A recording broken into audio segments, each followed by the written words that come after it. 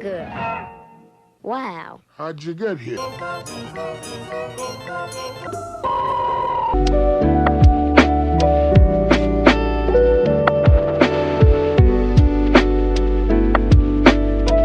But I think she's actually going to say that perspectivism, or the lack of a universal ethical truth, is bad. I don't debate people, Lucy. I'll happily debate you over various things because I find debates with you fun and I learn things. But I don't believe in debate. I believe debate is actually intellectually impoverished. If the Supreme Court takes back same-sex marriage, I'm selling Make America Gay Again merch. Fuck. You know what? I'll let you have it. It's a really good idea. That's a really good idea. Because they might do that. They might do that. From somebody's personal perspective. The value of truth is not... So, whatever she says is all garbage. One of the challenges of existence is that we all are born of our material conditions. This is a thing that is very difficult to argue otherwise. Otherwise, you believe that you have a soul, and we're not, you know what? We're not going to get along pretty well if that's like your core belief and you think that's necessary. So you can disconnect, you're good. We can have beers, but it's not a philosophical discussion. We're talking about philosophically, biologically, whatever. We're born only of the experiences we've had. You can't experience things you haven't experienced, and you can't know things you haven't experienced. As such, every person, this unique existence that you have, is necessarily produced by the material conditions that have produced you. I don't know what it's like to be a black trans woman. I know it's a wild thing for me to say, but I can't. I only can know what I can know. Just like a black trans woman can't know what it's like to be me. You can make assumptions, you can make guesses, you can do all that shit, but we don't know. Perspectivism as an idea is this, that I have a perspective on life that is born of my experiences, that are born of the things I've been able to experience and of the material conditions. My drives, my desires, the things that construct me are born of this. Me. This is how I come. That subjectivity that exists necessitates an understanding of perspectivism. Otherwise, it's a belief that there is an ethical golden rule totality that is transcendent and above all of us, which is slave morality, 100% in Nietzsche. So, yes, Plentygaff, I think, that's what I think, this is my nightmare, is that, as you say, she's about to say Nietzsche's perspectivism is mega and Kant is actually woke. Oh, God. Oh, God.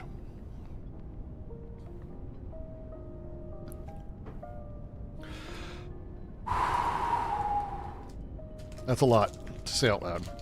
One sec, I'm getting my little protein bar out because I still haven't eaten it. And, I gotta.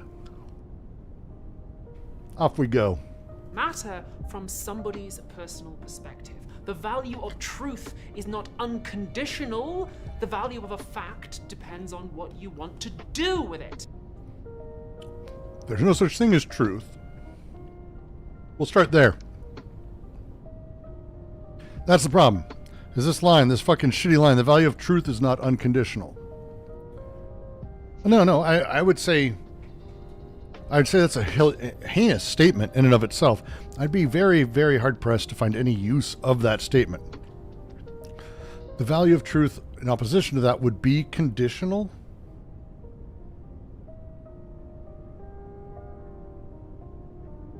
What would be a conditional value of truth? How does that even work? What the fuck? The idea of truth becomes silly. Even in Kant, and this is why I love Deleuze's reading of Kant. When we talk about truth, we're talking about it like perspectivist. Kant uses cinnabar, which is this like red stuff. This book, okay, you've picked up books before. If I were to throw this book at you, right, and just be like, catch, or just hand it to you, you wouldn't go, huh, thinking that it's very heavy and, oh, your hand flies in the air or down. You generally know what it's going to be when you grab it because you've grabbed books. You generally know how heavy they are and how much weight you need to be putting. If you don't know, your hand does amazing things. Your arm and hand, like, reflexively change their tension based on how heavy you think a thing is going to be. Let me give you my Russian buddy. It's a Russian gift style thing. Give me a bunch of these. These are all little metal cubes. If you haven't seen this shit, I don't know which ones they are. I don't really care because it doesn't matter, but it's for the point. These cubes are the same size. They look identical. They are fucking not identical. I can tell you, this one weighs 50 times what this one weighs. This one is nothing. I can toss in the air, it's nothing. I don't want to throw this in the air because it would break my foot if it fell. These cubes, there's a bunch of these. You can buy these online. He bought it for me for a birthday gift, and he said, it's a very Russian gift. I don't know if you like it. I don't know why he said that, but I continually quote him. He's a wonderful man. I think it's tungsten and aluminum. I do think it's those, but I'm not positive. But it's horrifyingly heavy. And sharp, by the way. This thing sucks. But how it works is, you think and I think. If I hand you either of these, you don't really know which one it is. Your body's going to react based on what you're assuming based on your experience. This is Kant's setup. This is how we have sort of a continuous understanding of things in front of us. We have experience that gets through sort of the sensory apparatus, and we have memories of them. This is in Deleuze's reading too. It's a very, very interesting reading of Kant. But that Slavic accent mocking on stream, that is not accent mocking. That is just what the dude sounds like. And he is an old dear friend.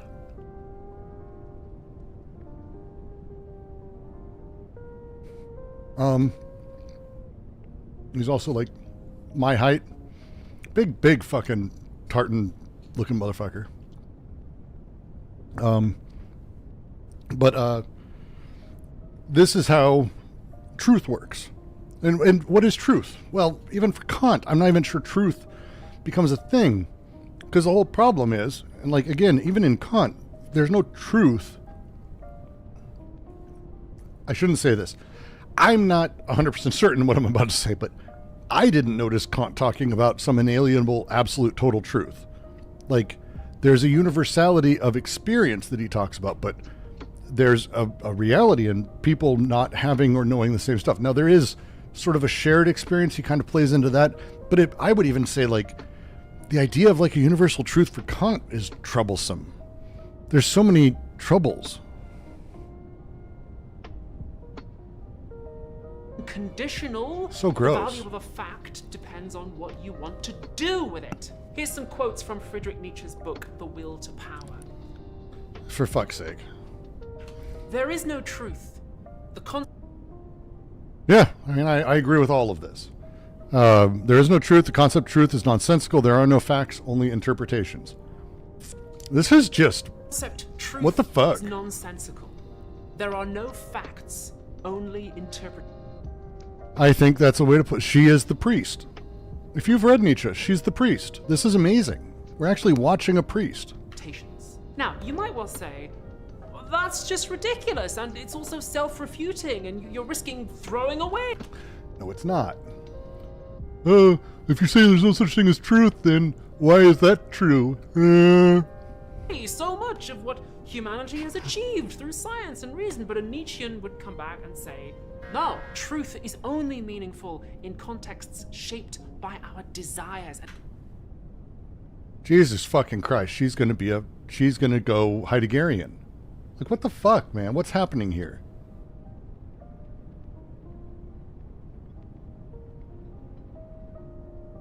What in the fuck? What is happening? Desire is what life is really about. To deny that is to deny what it means to be alive. In very general terms, Nietzsche thought that society has gone wrong. We're all being held back and kept down by dominant standards of morality that have existed for thousands of years. So society went wrong by having society. Oh wait, society is wrong. That's right. That's why he's in line with a great deal of anarchist thought. Wow, weird. And the cure for this is to try and have a personal psychological transformation. Become an individual and assert yourself. Perspectivism is part of that That's not... No. project. Here Wow. is another example. Now, you might say that under President Joe Biden, the United States had the best post-COVID economic recovery of any G7 nation. You might say that under Biden, the US economy was pretty good, all things considered, relative to other countries and relative to what it might have been. But a Nietzschean would say, I don't care what the macroeconomic picture says when groceries, gasoline, rent, and health insurance cost most of my wages. Yes, those things are facts, they are true, I'm not denying that, but that truth doesn't matter to what I want to.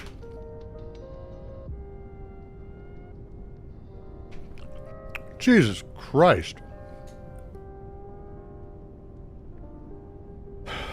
I'm hesitant to just simply repeat most of the things I said in the last video, because this is the opposite of Nietzsche.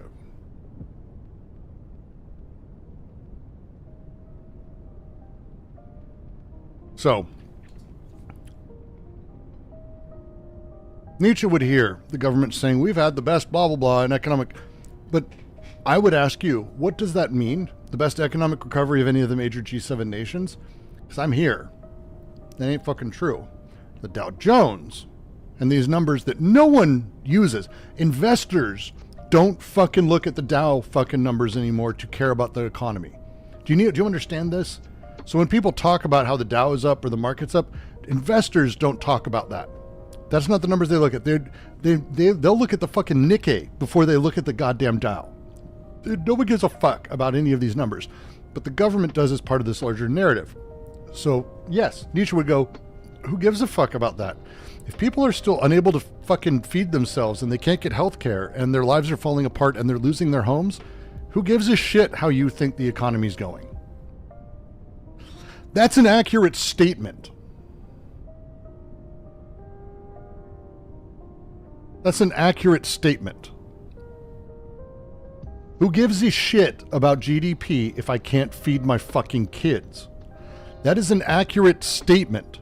And from a supposed leftist who's clearly lost in the world of bourgeois economics at this point, it is disgusting to say that doesn't matter. Nietzsche would not say, it matters what I want to do. No, that's master-slave morality. That's stuck inside of resentment. That's a complete, again, ignoring entire parts of his set of work in order to make other points is disgusting. To do is this trend I've seen where liberals say that Trump supporters are nihilist, that they don't care about anything. This is true. Perspectivism isn't nihilism. They do care about some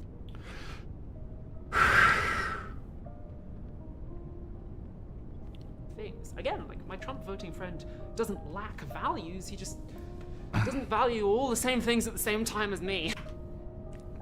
You are a liberal. You're a liberal who values morality and being good or evil. You consider such things in that position, not in terms of good or bad, but good or evil. This is morality. Step away from this for a minute and not looking at a utilitarian sense of, oh, well, what's the best good for the greatest number of people? No. Realize that people who are hungry, people whose children don't have food, people whose children aren't getting good educations, or people who believe their children are being led astray or their neighbor's children because they don't know better, because we've never given them an alternative, because the only world experience they have is the one that they've had. People don't have the ability, for example, to spend time around trans people. That's not a thing. That's not a thing for a lot of people. It's new. People knew gay people in the 60s and 70s, but they were seen as degenerates outside of everything. The media push absolutely changed that, without a question, in the 80s and 90s, all the way to the 2000s. Changed how people saw this. It takes time. People start experiencing it. Horrifyingly, things like Will and Grace actually changed the barometer for middle America in terms of how they saw gay people. They're like, oh, wait, gay people can just be like normal people? Which sounds horrifying when I say it like that, but that was actually a thing that had to be like shown to people. People had to learn that. Otherwise, all they knew is like, they didn't know they knew gay people. People were in the closet. I know trans men who, like, I wouldn't know they were trans men. Like, it's its own kind of in the closet thing necessarily. It's a different world. And so when they don't know, people don't know that they're dealing with people who are this every single day, they think, well, everyone around me is just a cis straight white person.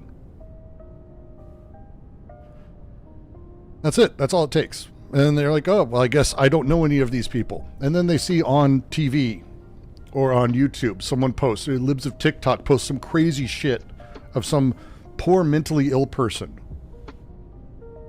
who's a trans person. And everyone laughs and goes, holy shit, how horrifying. There's a very good chance there are multiple people in middle America who showed that video to a trans person without knowing it. Because they didn't know. When you don't know, you don't know. Like, this is how life works. You have to spend time doing these things. The way that MAGA works is that they have not a perspectivist position. They have, in their mind, transcendent morality that all things need to be going to, and anyone who doesn't is the other. It's identitarian reactionary politics, which Nietzsche writes about at length. At length. At length. I want to, while we're here, I'm just going to give a plug to my favorite, Matt Bauman.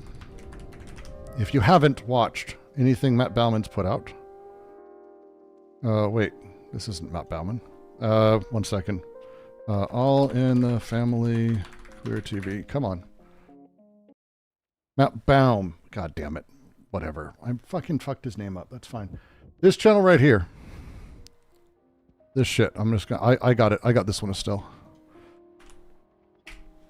This is one of the best channels on YouTube if you want to understand queer content.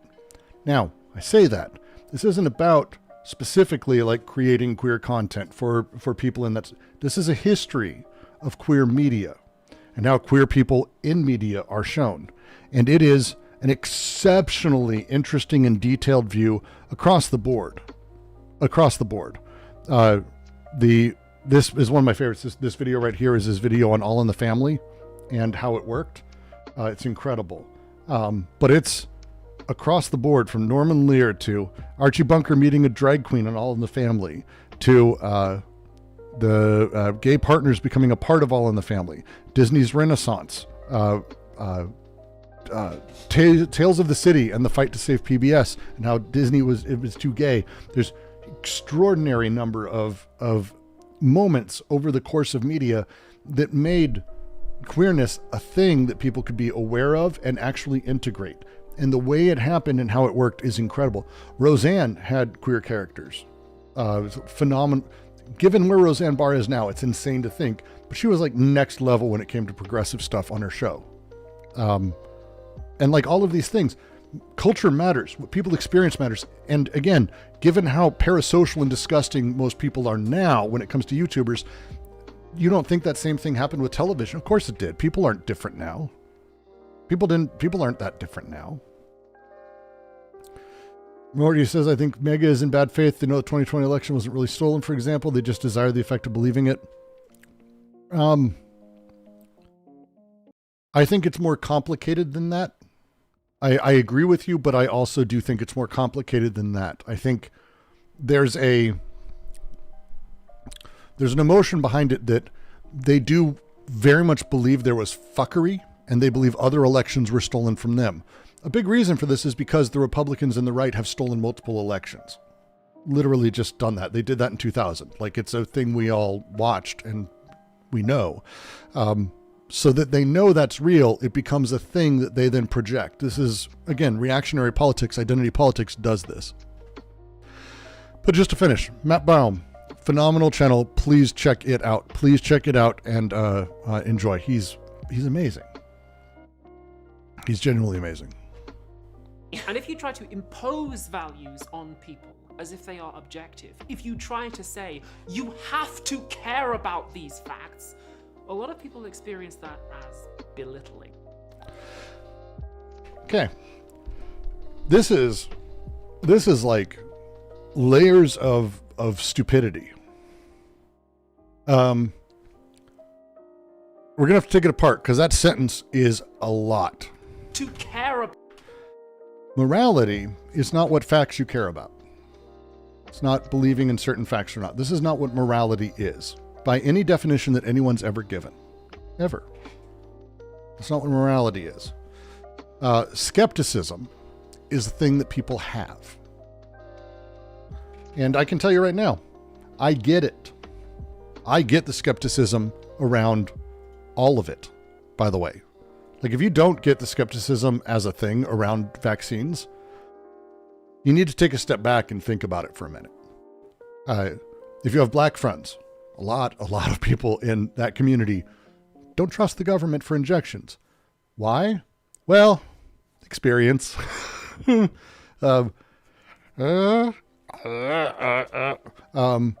U.S. government, as a thing, governments in general, really can't be trusted a lot. By the way, same with the pharmaceutical companies. These are real things. Bayer, for example, had a tainted amount of insulin because they used to do filtering of stuff, and so there's this diabetic medicine and a sort of thing derived from plasma they used to do. They didn't filter it for AIDS, and they started testing it. They were, oh fuck, we got AIDS in this fucking huge shipment of this fucking stuff to inject. And instead of releasing it in America where they'd get in trouble, they sent it to Africa. So a lot of people got AIDS from taking medicine. This is a fucking thing that happens way more than we want to have conversations about. So distrusting things or not believing facts, I think, is actually not morality. We can have conversations. We can have conversations about things.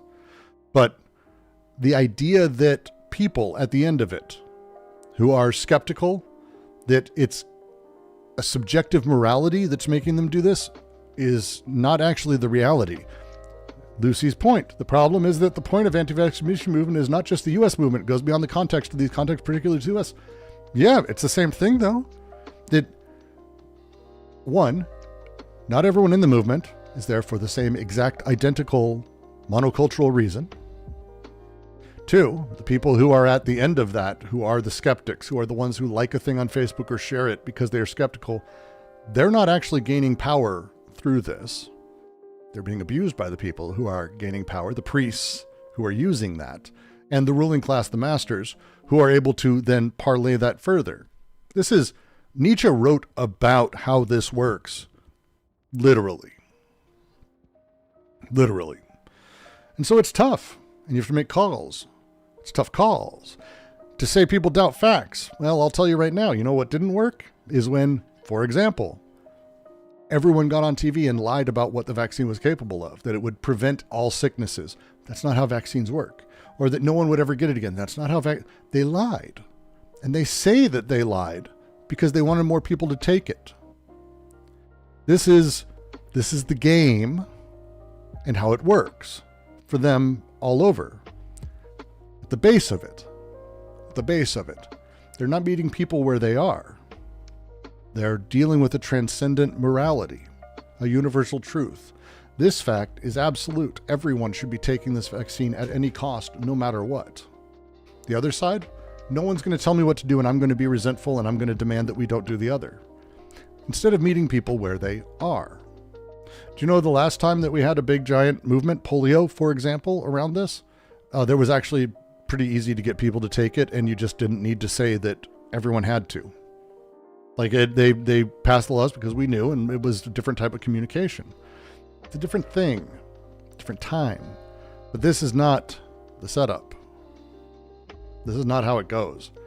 This thing is not morality. If you try to say, you have to care about these facts. A lot of people experience that as belittling. Also, stupid, because facts aren't what we're talking about. From an interpretation. Interpretation and facts are two very, very different things. When we think about freedom. Estelle, go sleep. Thank you for being here. You've been very patient to deal with all of this. And ask, What is freedom? A Nietzschean would say it has two parts to it. Firstly, freedom means seeing your values, your goals, your intentions, and what you want to do as coming from you, chosen by you. Yeah, I don't know about rather that. than given to you by someone else. Chosen by you is really fascinating as a wording. That is not what Nietzsche would say. That is not what Nietzsche would say. Secondly, freedom means the ability to reflect on those values and goals and change them if you want to. Again, no. No, it really isn't. For Nietzsche, freedom is understanding incentives and the blockers that one has internally.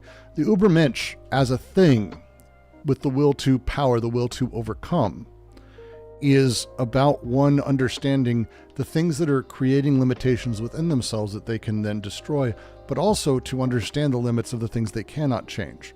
So for example, my wife's very short. I do not get angry that I cannot dig in things in the back of shelves because I have bad knees. She's happy to grab it. She doesn't get angry that she can't get stuff off the top shelves. There's things that it's not worth you can't change some stuff. There's a reality to life and material conditions. That's really odd to say that it's about freedom of choice. Yeah, exactly. It's heavily subconscious processes that Nietzsche's talking about before you even get a chance to choose. He explicitly says this. So it's a very silly way to talk about Nietzsche. Again, if you are a poor reader of philosophy or have never read it, you're free to do that. Yeah, plenty of. The freest concept of Nietzsche is amor fati, which is love your fate, love of destiny, embracing your fate, which is paradoxical. I've always loved amor fati. I've loved the idea of it, but it's not choice. So now I'm thinking about pronouns. What the fuck? And how a lot of conservatives can get upset about compelled speech when they're asked to use trans-inclusive language. What? Over the last few years, there's been a greater recognition that queer people exist and that, hello, we're part of society. Hi, nice to see you. We've been here the whole time. And that includes, making a few accommodations so that life is a little bit easier for us. And some conservatives have gotten very upset about that. They see it as something being forced down their throats. No. This is they're uncomfortable because they realize and they know and they intuitively know, as everyone does, that sexuality is complicated. And they see they see Abigail with the lovely makeup on and they get aroused by it. But they're not aroused by Abigail, but they're aroused by the makeup or the edge of a thing. And it makes them uncomfortable. That's all they need to just... It's like it's the new religion, it's the new woke orthodoxy. But again, that's for a transcendent singular truth of gender that they then appeal to out of sort of resentment.